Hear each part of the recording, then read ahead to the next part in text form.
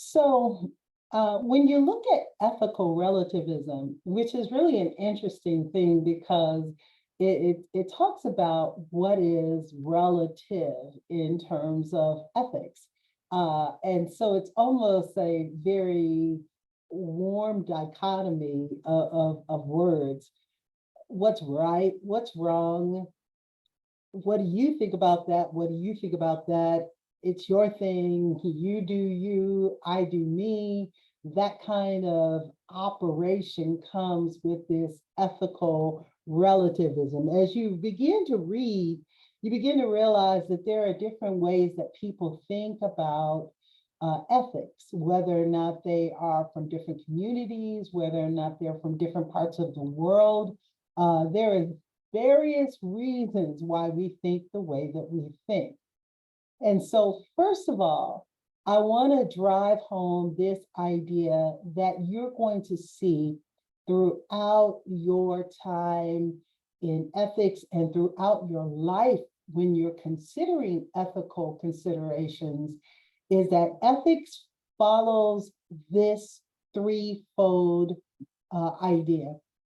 First of all, systematizing, which means drawing or building a system from, or the systematic laws that have been applied toward the constraints of an idea.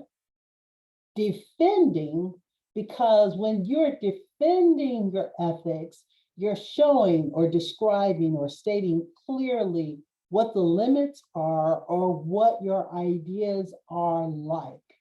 And as a result, you come to this recommending concepts of right or wrong conduct. Not only will we see this through all of our personal ethics, but we'll see that as we look at further philosophers in the future. This is something that you really want to kind of have sticking in your mind. These three ideas, the systematizing, and I'll bold this for you just so that you can see it and very clearly. These are these three elements that ethics follows in every single time.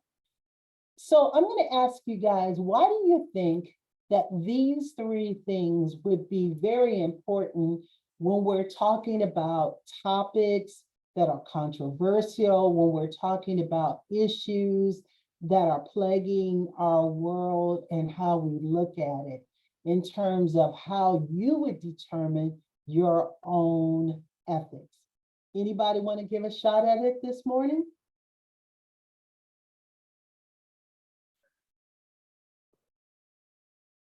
I'm looking at it.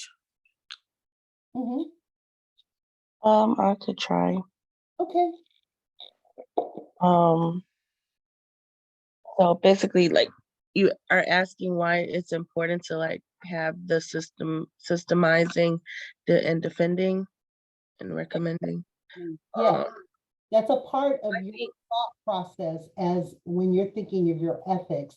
And every philosopher that we're going to study kind of follows this rule in terms of drawing out a system by which we apply these laws, defending what you believe, showing and stating for others why clearly these laws should be followed, and then recommending your own right or wrong conduct. so. I think that we do this because it allows us to like really break down what we believe and allow us to like explain it to other people. So like when we are in a discussion or anything, it's kind of like, how did you come up with that? And it's kind of like problem solving in a sense, like a math problem. How did you get to your answer, or how did you get to that belief? So I guess that's probably why it's important, because if you don't have anything backing up what you're saying, nobody's going to believe you Mhm. or follow you. That That's good. That's good. Yasmin, were you going to say something? I was gonna say, and it also gives like the people a sense of stability, I should say. Mhm, Like it gives them something to actually look forward to. mhm, how can I put it? You know how others would rather hear a lie than the truth. It gives them some type of hope. It gives them some type of uh, I'm trying to look for the better word, like word I'm trying to think of. We use it on a regular basis. I agree with what she was saying. Mhm. And like we do need it, no matter if what our beliefs are, but having a system and be able to defend it to people, for people to understand, and then recommending why you think it's right or wrong, to get like of that system, it makes sense in ethics, if that makes sense. I don't know, but yeah. But thank you, ladies. One of the things is that you're going to see this over and over again. You're going to know that these ethics follow this pattern: systemizing, defending, and recommending concepts of right and wrong conduct. Because you want to be able to have someone to understand why you believe what you believe, have some laws by which you draw that, defend that based upon those limits, and then recommend what you want them to do about it. So as we move on to this idea of what is ethical relativism, there is the components of ethical relativism.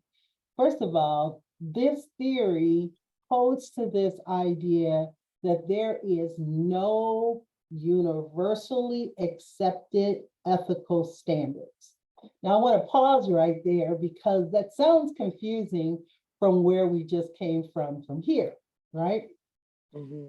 But when you think about it, for ethical relativists, this is still very true in their systemization, in their defending, in their recommending concepts of right and wrong. So let's look at this again. What is ethical relativism? It's a theory that holds that there is no universally accepted ethical standards, which means that I can't say that the customs and the ways that we do things here in a Western United States can be universally placed in China, or nor can it be placed universally in Africa, because the way that people think about ethics can be consistent with many factors weighing in their lives. That is where that next box comes to, that it is in the view that there is no objective standard or right or wrong, even in principle, because what might be right or wrong for you and I may not be right and wrong for someone else who may even be across the street from you. What you think might be the right thing to do and the wrong thing to do may not be universally accepted even by your neighbor, because they may have an objective standard of right or wrong in principle that they disagree. One example of this is we might say that it is right for you to treat your neighbor well, right? But your neighbor may not have that as an objective standard, and may not have that as a universal ethical standard as well. And they may think that it doesn't matter how I treat you as a neighbor, because I have the right to do and live the way I want to do and live. Does that make sense, ladies? Yes. Questions? Not right now. Maybe me. Just want to make sure I'm getting this. So would it kind of be like, for another example, like everyone lives in the state of Illinois, right? And then, but the people on the west side of Chicago have like this get it out the mud type of thing. Like they'll be, it's almost like they're willing to do anything to survive. Where like people in the, say, let's just say the suburbs feel like if people from the West Side come this way, then they'll bring like crime or drama, because when you lived on the West Side, it was the normal in a sense. But when you move to like the suburbs, their idea of just what is kind of like viewed in a wrong way is different.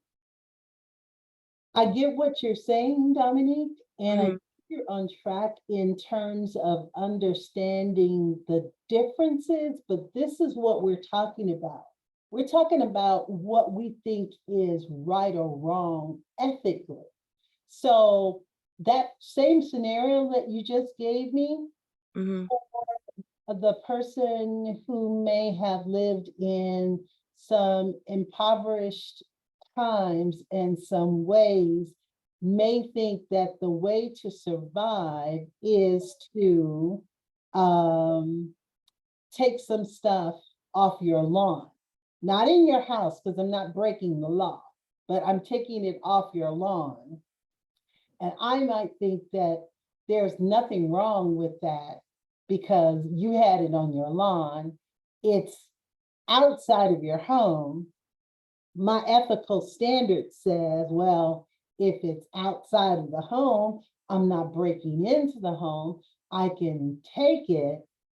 But that person who has that on their lawn says, you're not supposed to take this because this was on my lawn, even though it was not in my home. You took it. It was wrong of you to do that. Yes, Yasmin. I'm gonna go off of what you said. I actually knew a friend that happened to her. She Okay. had put her furniture out on her lawn, but because she had a fire, and she actually did write a note to say, "Do not touch this furniture because I'm taking it back, basically with me." And when she went back, it wasn't there. They went on her property and took it, and that actually happened. And that, now you think about it, is unethical. It was unethical what they did, because she did write a note to basically say, "Hey, don't touch this. This is mine. This is my property." But they still did it anyway. Right. And so some people ethically say that it wasn't in your house, so it was outside. Right. And even with a note, it was still outside, so it Right. was available to all. Now, most of us, standard wise, to your point, Dominique, would say it should be in our minds that we should be respectful of others' property, whether or not it's outside of their home or if it's inside of their home. We shouldn't take that at any cost. But there are only differences, views of what is right or wrong based upon what that person considers ethically relevant to them. Right. Does that make a little better sense, Dominique? Yes. So would it be kind of like basically how, like with the lawn chairs and the parking spaces in the winter?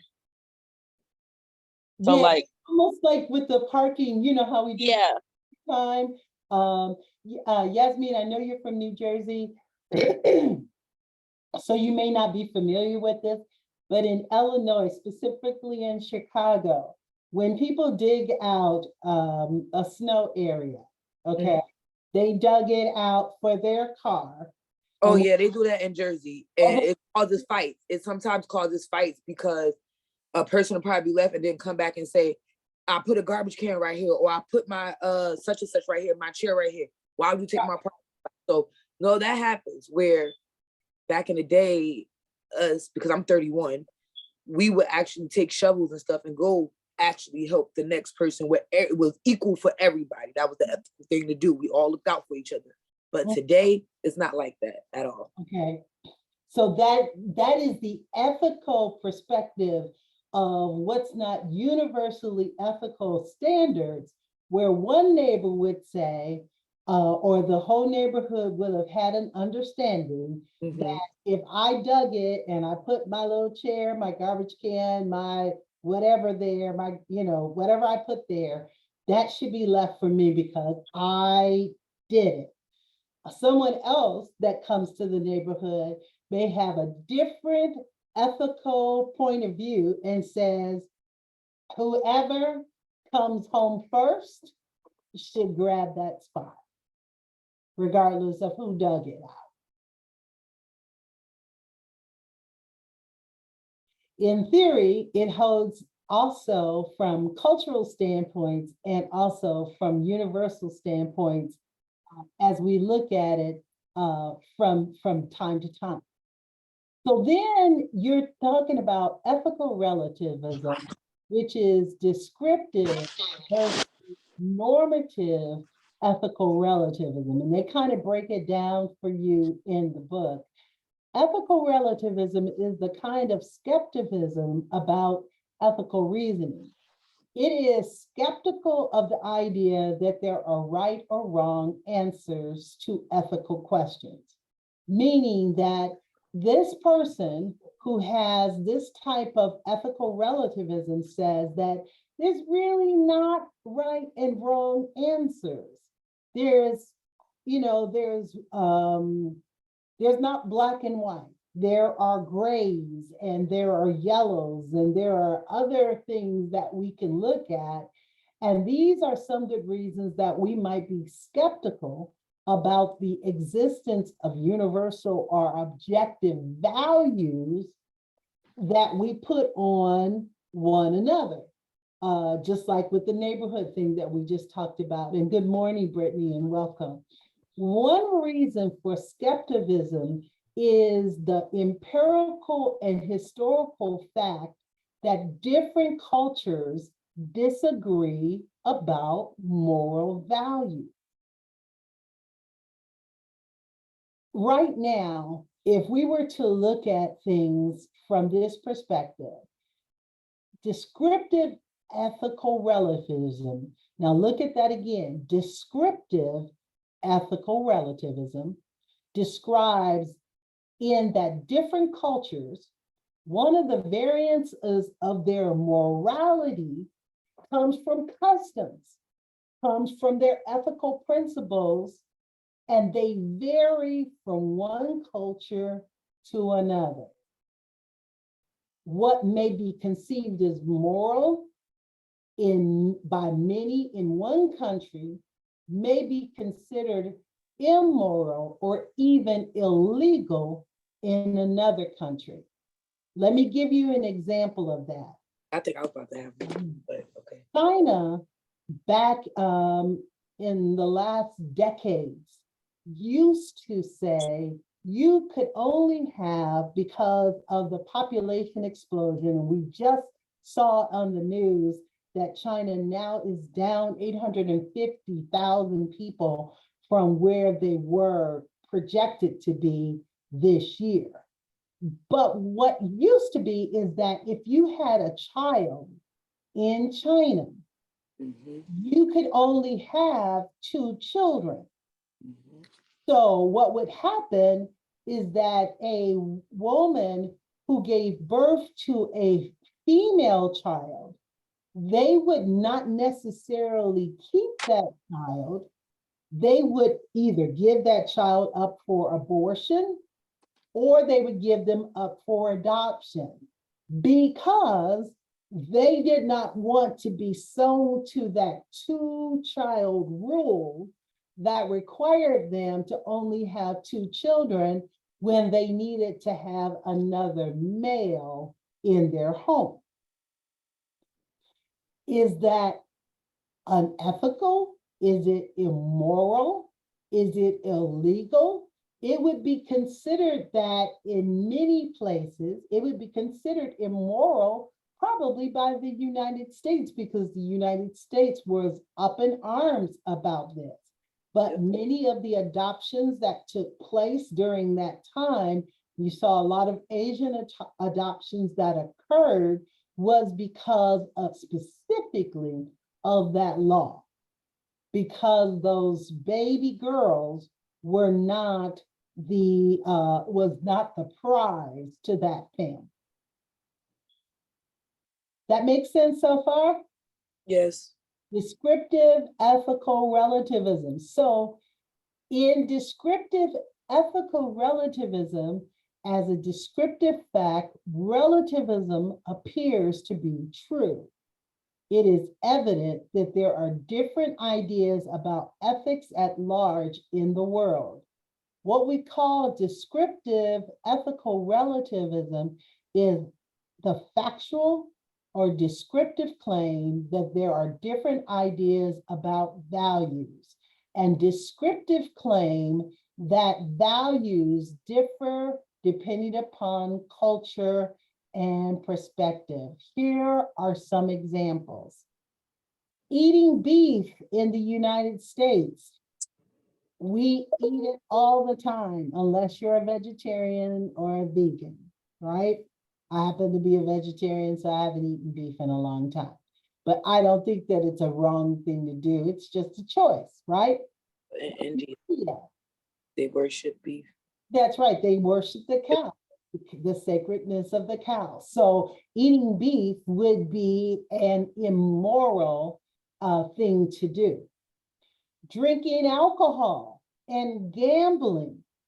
That is something that in our Western world, we don't think about it at all. We have happy hours, we have cocktail parties, we have all of these things. But in the Middle Eastern Islamic countries, gambling and drinking alcohol is considered ethically immoral. Women in school or business in Afghanistan is considered immoral, unethical, and illegal. And women wearing shorts or their faces uncovered in places like Iran, Sudan, Arabia, and Saudi would be considered unethical for a woman to have her face uncovered. Do you see now some of the descriptive issues that you're facing when you're looking at relativism or ethical relativism? So let me ask you the question. What are some of the things that we practice here in the United States that would be, or some of the things that that the United States would find abhorrent that's in these countries? Anyone? I'm gonna go with the same-sex marriage here in the US compared to other places, because like in other countries, I would say they either get banned from their family, get stoned, murdered. It's not in other countries. It's basically not the right thing to do for their standards. It's not the correct way. Basically, it's not the correct way a family is supposed to be brought up. They would say, or the marriages that they put together. I'm trying to think of the same words, but today my brain is just not functioning the way I need it to function. But the marriages between, the parents already set up who their daughter going to marry or their son going to marry. Like they don't have the options to choose how we do in America, where it's the land of the free, but not the land of the free, but it's free to an extent, if I should say. But yeah. Those are great examples, because you would find that in the Middle Eastern Islamic countries, you'll find in China, you'll find in many countries where people will actually be killed if they are even with a same-sex partner. So yes, that's a great example. And then the other example in terms of just, when we're looking at ethical relativism, it is all about how we view things. And these things often are cultural. And that is why when we go back to this slide on ethical relativism, we think about the theory that holds that there is not a universally accepted ethical standard. Mm. And that this view is that there is no objective standard of right or wrong, even in principle. There are only different views of what is right or wrong. So that is why we have to look at this ethical relativism and first of all, look at the fact that we've got this descriptive versus normative ethical relativism. When we just talked about the descriptive, because what we talk about further, that in support of descriptive relativism, we would list all of these ways. There's some societies that hold that bribery to be morally acceptable. There are some countries that will say that that is acceptable thing to do, and other societies completely condemn it. We were talking about sexual practices. So there are some countries that believe that it's immoral for certain sexual practices to take place, including premarital sex. Some societies believe that cannibalism, the eating of human flesh, is good, and that it ensures tribal fertility and increases manliness. There's groups of the Inuit, the native people of northern Canada and Alaska, who believe that it's appropriate to abandon their elderly when they no longer can travel with the group. Whereas the groups once practiced ritual strangulation of their old by their younger children, the anthropologist Ruth Benedict documented that the case of the Northwest Indian group that believed that it was justified in killing an innocent person for each member of the group who had died. And this was a matter of, not a matter of revenge, but a way of fighting death. And in the place of bereavement, the group felt relieved by the second killing. All of these things are called descriptive relativism. Interesting enough. Mm-hmm. So a stronger version of relativism, beyond merely descriptive relativism and claims, is that there is no objective or absolute values that would allow us such criticism. And we call this version, they call it meta-ethical relativism. Now, I'm not going to ask you to hold on to this concept, but I do want to explain it to you. You're not going to be responsible for this on your quizzes or your exams, but it's good for you to know. Ethical relativism holds that there is no universal or objective norms that human beings cannot know, such as objective values. And these claim that there is no objective and no non-relative values that can mediate disputes about ethics. It's a really more complicated ethical term that we're not going to spend a lot of time talking about, but you need to know it. And when you go back and you read through what our author has given to us about it, it will really help you to understand that meta-ethical perspective. One of the things that I also want you to understand is objectivism. And there is, in objectivism, right and wrong. Professor, may you go back real quick? Yeah. Thank you. I just want to get this last part. No object. Matter of fact, let me just take a picture of it.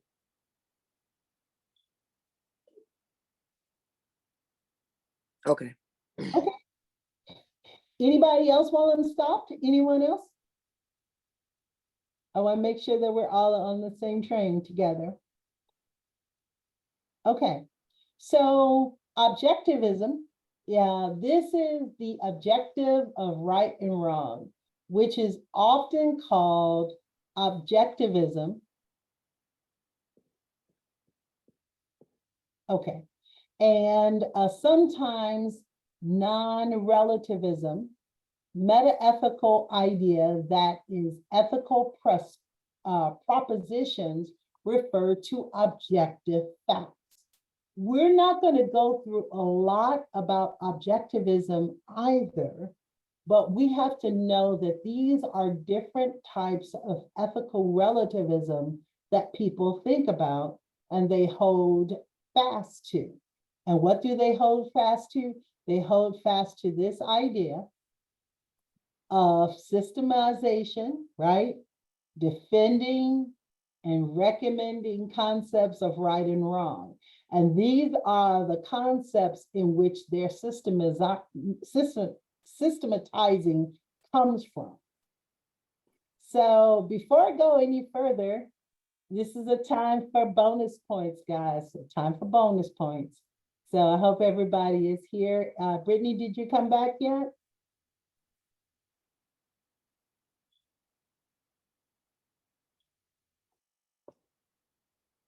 I know Brittany said she had to leave for a second. Well, I'm going to still give you guys 2 minutes to go on and try to earn another extra 10 points. And I'm giving you a hint, this was in your assignment number 1, okay? Think about the 3 ways we analyze ethical phenomena. You'll be seeing this over and over again. How do you do it? Through motive, activity, and consequences. B, through motive, action, and consequences. Through C, motive, analysis, and conclusion. I want you to be able to put in your chat your answer, and starting now. I did it.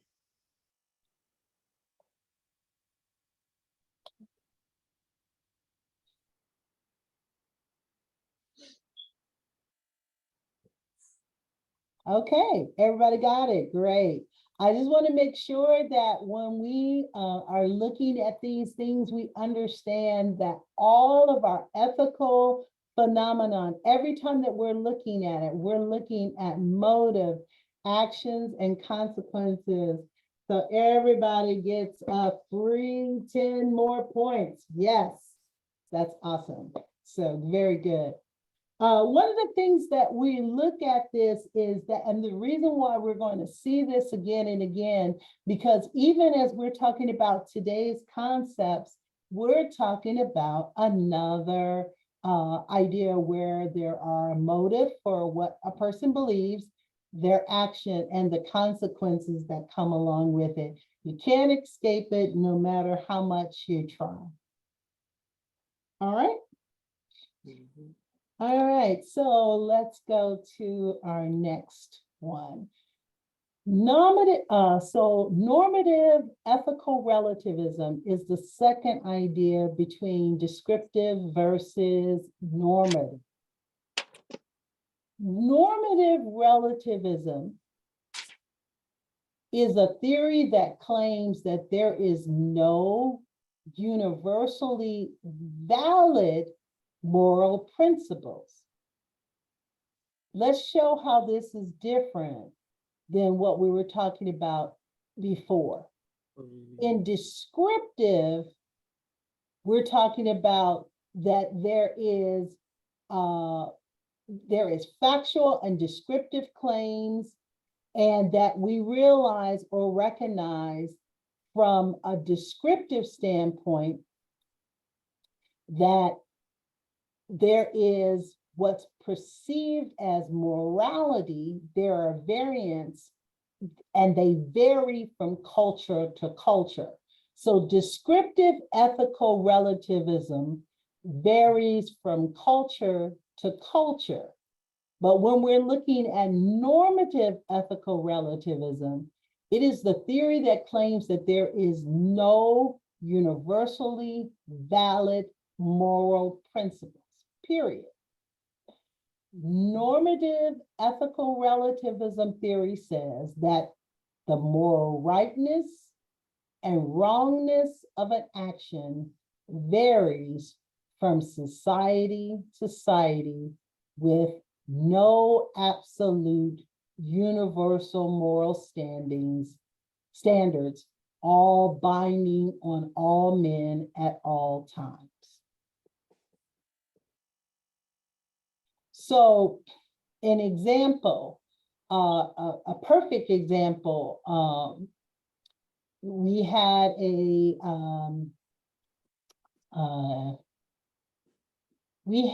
a female basketball player, a professional female basketball player that was arrested in Russia for carrying cartridges that contained some traces of I think it was TCH or THC. It's the mechanism that gives you a little bit of a high that you would get from marijuana. And so what happened with that is that she was arrested. She was legally able to carry it while she was in Chicago. She was legally able to carry it when she was in Illinois. When she got on the plane and she had herself in Russia, having the cartridges, felt that it was a moral wrongness for that society, and it was binding for that culture. So when she brought something that was very legal in Illinois to Russia, there was not a normative ethical relativism, because there was for them wrongness. It wasn't a moral rightness or wrongness. It didn't vary, because it varied from society to society. In Illinois, this is okay. In Russia, it was not okay. And so no absolute moral standards are binding for all men at all times. If that was the case, she would have never been arrested for having those cartridges in her suitcase. Questions about that or comments?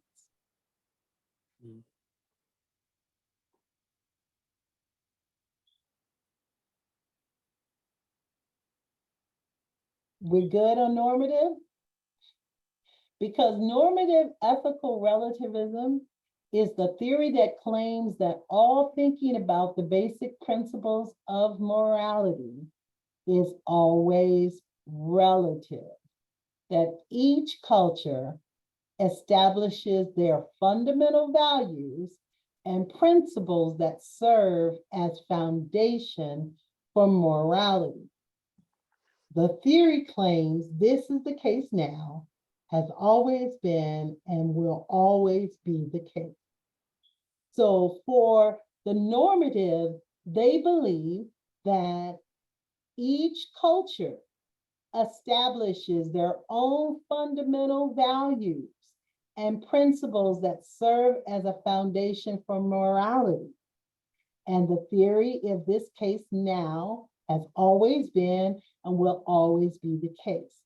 That is different from descriptive, because what they're saying is that you cannot have any real fundamental values and principles in any culture, because from culture to culture it varies. But what normative relativists is saying is that even in the United States, each culture establishes fundamental principles and values that serve as its moral foundation for morality. That can be questioned, because when it comes to these hot button topics that we have in our world, even our own culture does not side on the same way. But the theory is the theory nonetheless. So that is the difference between descriptive and normative ethical relativism. Any questions about that?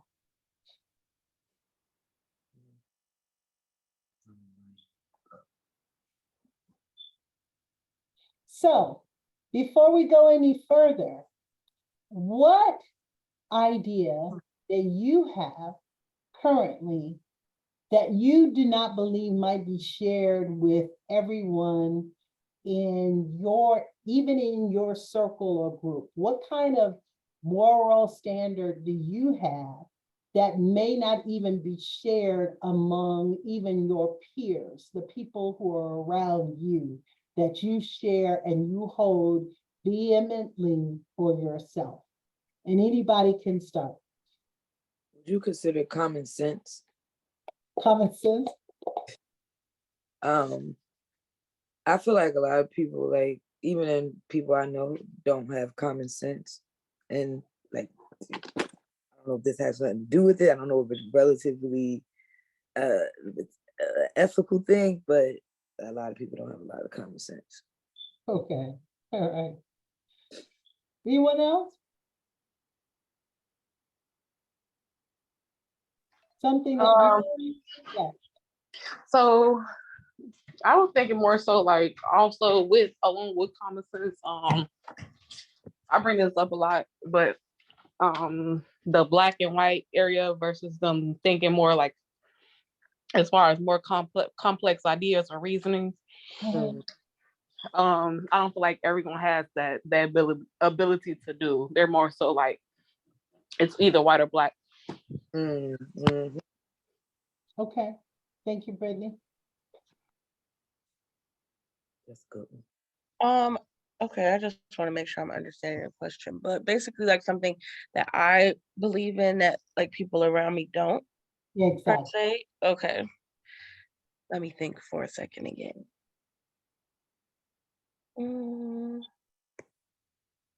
Oh, I got another one after her. You could go ahead. I'm still thinking. Okay. I would say, because they talk about morality, I'm gonna say today, a lot of people don't respect our elders. Okay. A lot of the millennials, I'm not gonna say millennials, but a lot of the they don't get the treatment that they don't get the same respect that they used to. They don't have the same hold as Medea had in the house back then. They don't have that same grip. It's Mhm. like they get treated like if they're a young in themselves. Like, who you talking to? I beat your old lady. Like, there's no morality. There's no standards. There's no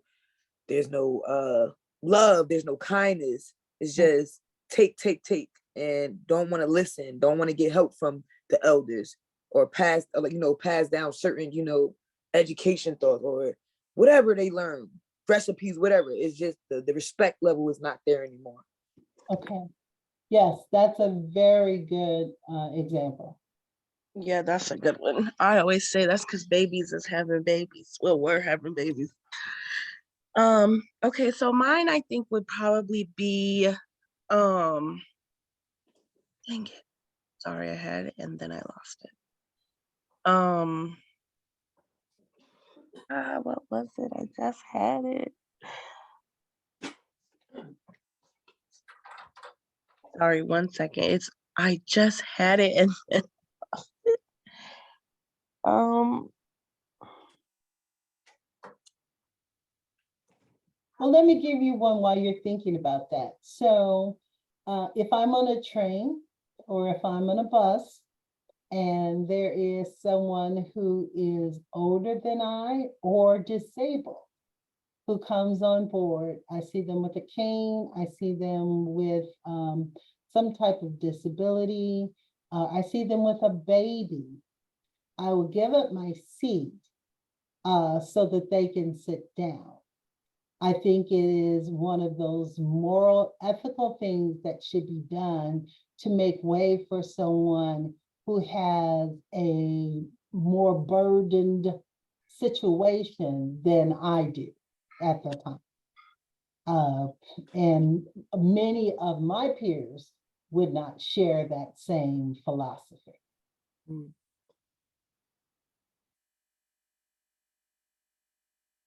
Was there a question? I'm sorry, because I stepped away No, first. I was giving an example while Dominique was thinking through or trying to remember her example. Oh, okay. and I still can't remember it, but That's maybe maybe it'll come back to me. I'm sure it will. I'm sure it will.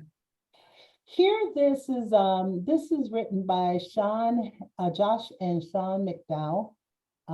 It says, "We are all entitled to our own beliefs." I found it. Okay. I got it.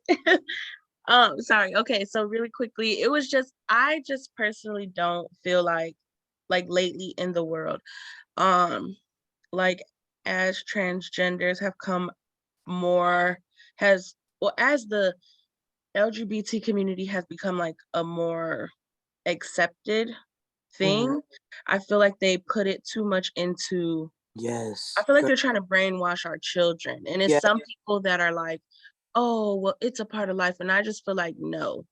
Like, first of all, it doesn't need to be, they put it in every cartoon, they put it in like everything. And it's just like, then they wonder why kids that are 2 and 12 think that it's the normal to say, I don't know what I want to be. Like, no, like you see all of this stuff and it's literally like brainwashing them because that's their normal.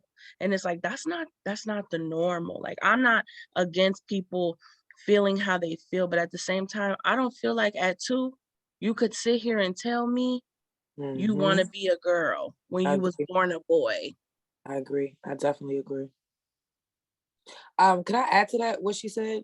Yes, sure. I also feel like I don't have nothing against the LGBT community. I know a Right. few from my friends, but I also feel like this with each group of communities. I'm not going to just point it at them.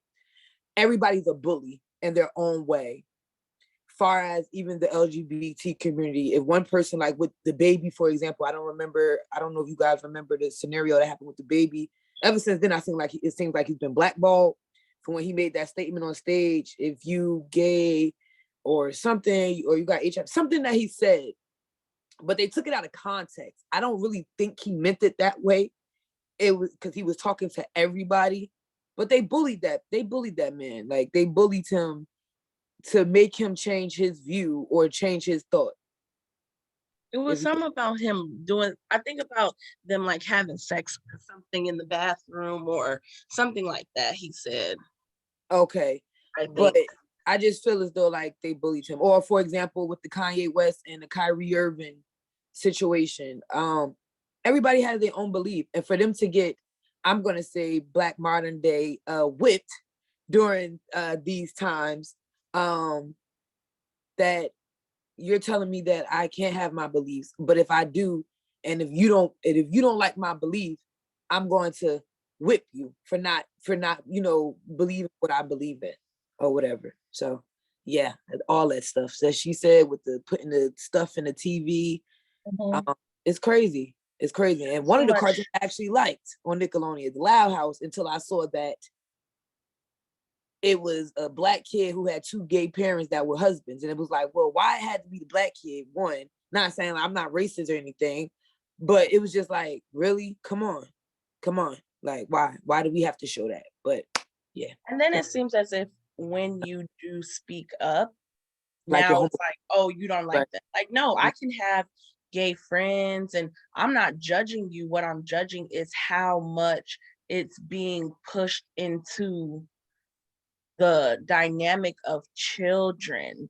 Yeah. So then now it's like my child has to grow up with this at the forefront of their life. Yep. Because what? Oh, this person needs to feel included, but it's just like, be strong and stand upon like you say, like the ethic. Be strong and stand upon what you believe in. If that's what you believe in, that's on you. I can still feel how I feel, not have a problem with you, but not want that to be embedded.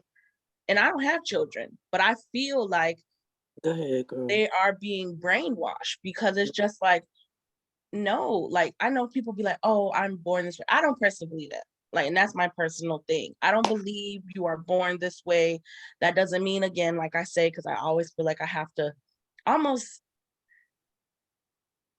apologize for what I'm saying by saying it.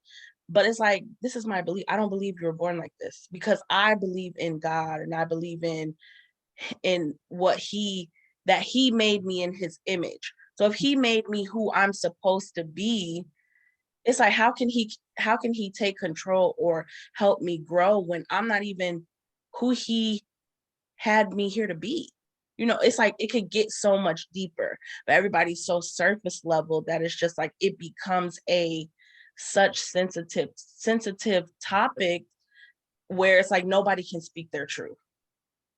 Well, see, that's why I'm glad that we're talking about ethical relativism today, because that's what this is all about. So this story that you were talking about with the baby, who apologized for his insensitive comments on HIV/AIDS at the music. I think what it says here is that he made comments. Let's see, what does it say?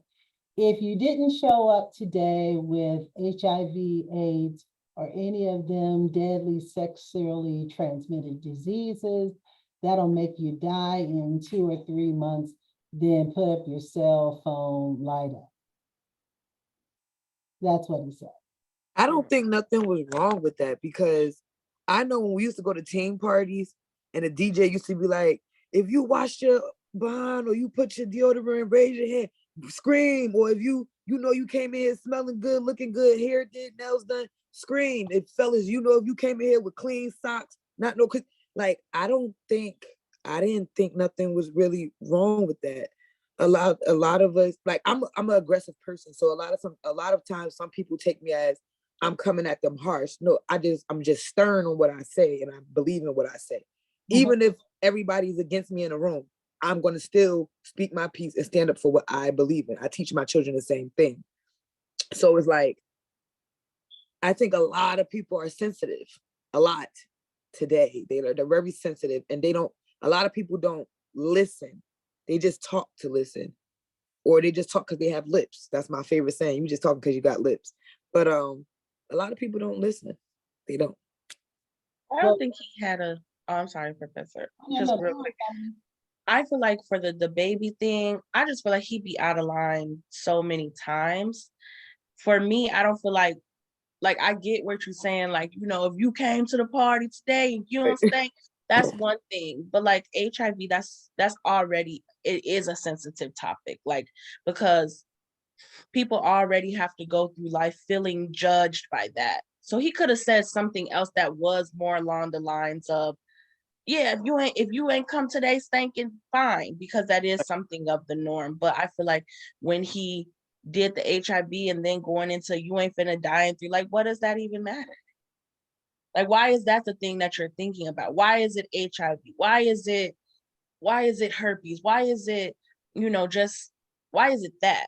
Why couldn't it be if you came today and you had a good pay? It's just like he just be. Yeah, it's like he just be out of pocket, and it's like he'd be out of pocket for no reason. Like, I don't personally care for the baby. I feel like ever since he came out, he's been known for being in fights. He's been known for being messy. He's been, he's just because I'm an aggressive person, but I'm not. Well, I don't want to say aggressive. I want to say I'm more of assertive than I am aggressive. Okay. Yeah. For him, I feel like he is just aggressive for no reason. He a small guy, but he need to feel big. So it's just like for him to say that, it's just a little. It was a little out of lines, because it's just like, why is that even on your brain? Like, what? If I'm gonna die in 3 weeks, you should be glad that I showed up and decided to spend one of my days of my last 3 weeks at your stank booty concert. Like, this is what comes back to this ethical relativism. Yeah. It's really important, and why we're talking about this today is that the components of ethical relativism is that this is that theory that there is no universally accepted ethical standard. Whether or not you're the baby, whether or not you're from a different country, whether or not you're from a different side of the block, whether or not you're from a different side of the neighborhood. There is the view that there is no objective right or wrong, even in principle. For there was not an objective right or wrong there, and that there are only different views of what's right or wrong. Right. So for DeBaby, if he was an ethical relativism, he would say that, look, there is no universal standards for ethics.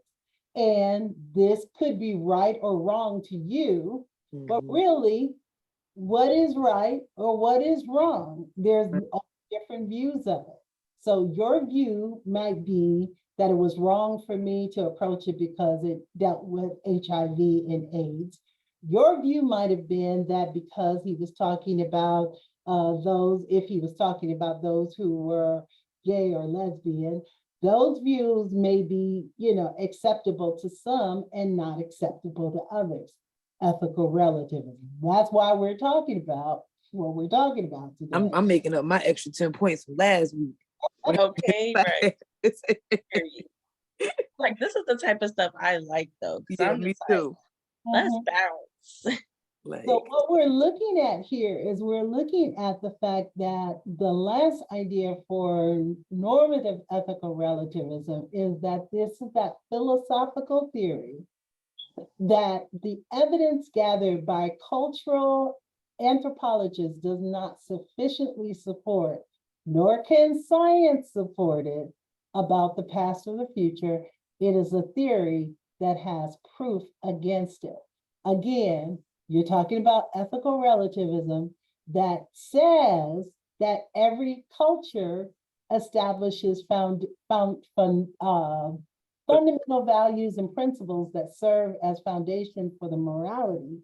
But there is nothing to support that theory because if you look at even the United States, first of all, the United States was amassed from Native Americans moved to off their land.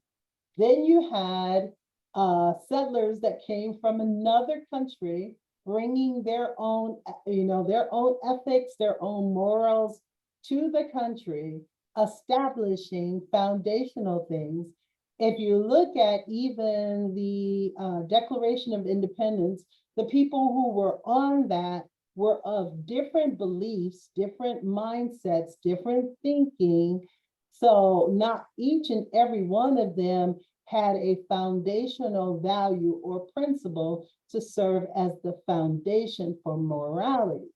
And so regardless of what we say that, even on our dollar bills, under God, there is people who will say, well, it may be under God, but my God may be Allah, or my God may be Buddha, or my God may be, Jehovah, or my God may be, who is the Lord God, so there's different areas that normative ethical relativism doesn't work because it says every culture establishes foundational values and principles that serves as the foundation for morality. But the question I have to ask you now is, do you agree with that? Do you think that the United States has one basic established fundamental value and principles that serves as a foundation for morality? repeat that question one more time. Say it. Do you believe that the United States has one established foundational values and principles that serve as a foundation for all of our morality, for all people in the United States?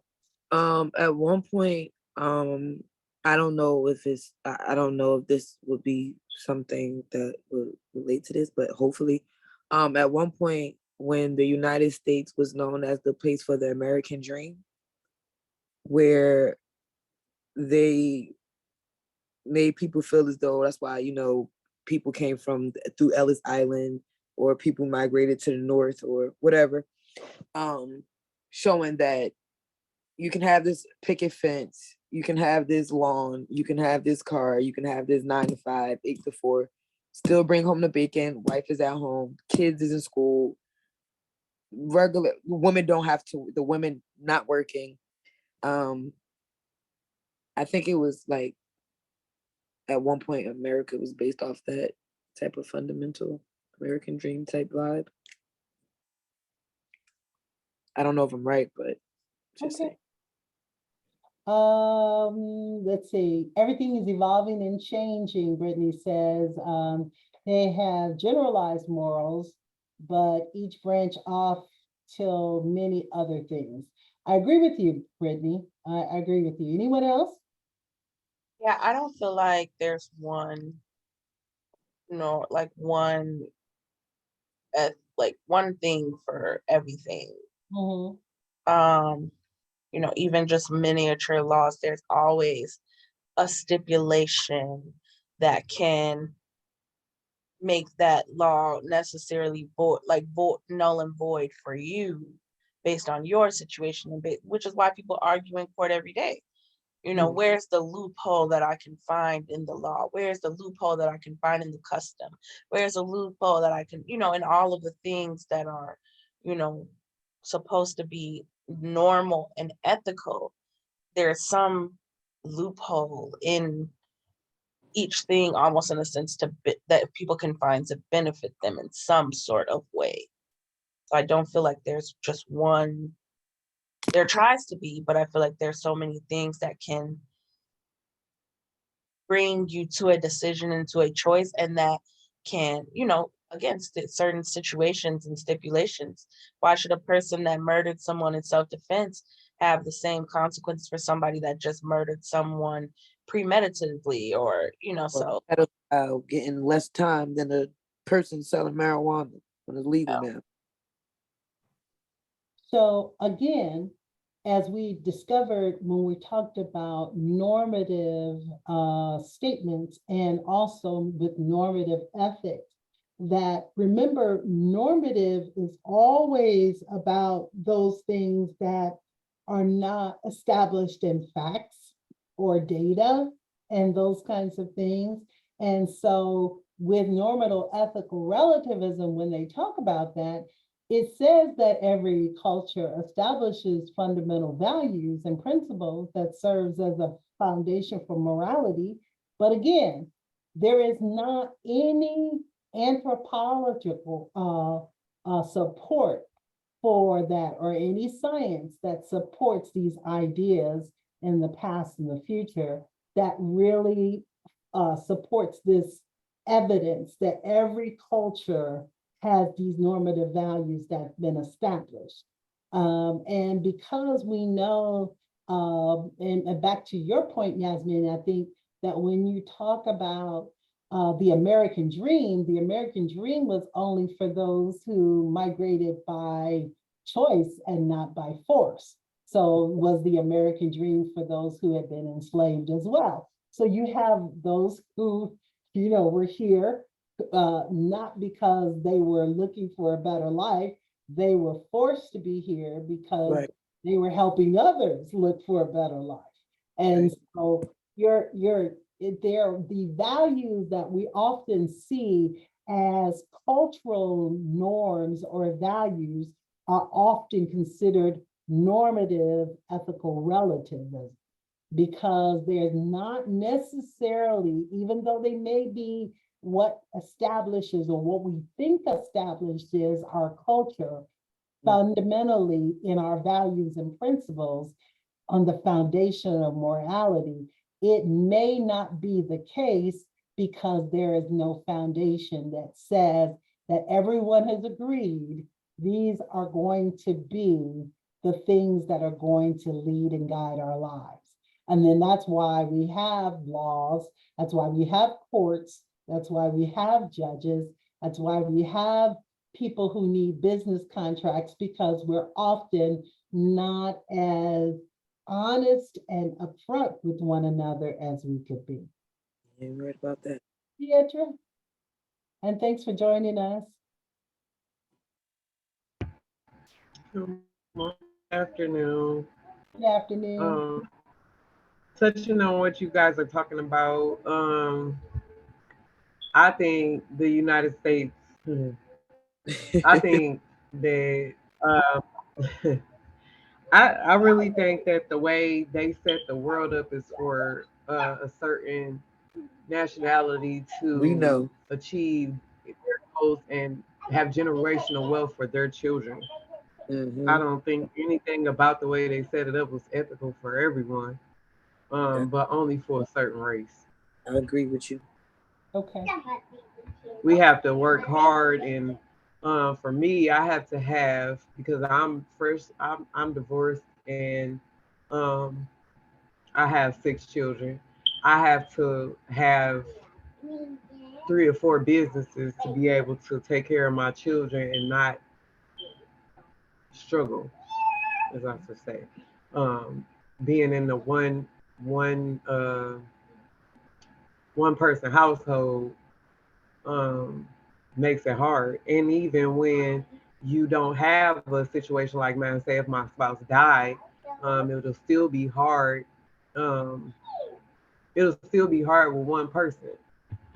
So I don't think anything about the government, the way they set up this country, is ethical. I think ethics doesn't have anything to do with it. Okay. I think it was just a strategy to keep their families Above water. wealthy and happy and able to survive.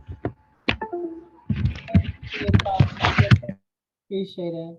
Even with, So let's look at this real quick. even As with like the people who and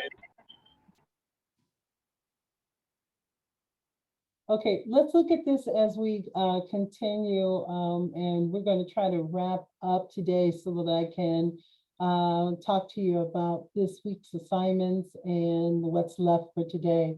Is that we are all entitled to our own beliefs, but this doesn't mean each of us has our own truths. Our beliefs describe the way we think the world is. Truth describes the objective state of the world, regardless of how we take it to be. Beliefs can be relative, but truth cannot. So when we consider the nature of truth, that is an objective descriptive or description of reality. It makes no sense to say that something is true for you and not for me. That is written by Josh and Sean McDowell, who are ethical relativists. When we get together on Thursday, we're going to talk about cultural versus individual versus cultural relativism. And we're going to talk about more of these concepts in ethical relativism about situational differences, diversity and moral views, those kinds of ideas.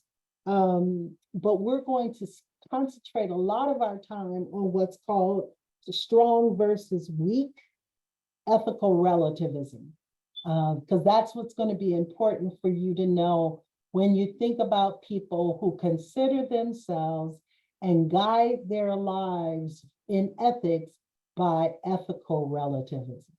Okay? Any questions about last week's assignment? And I'm going to go on and shut off the recording.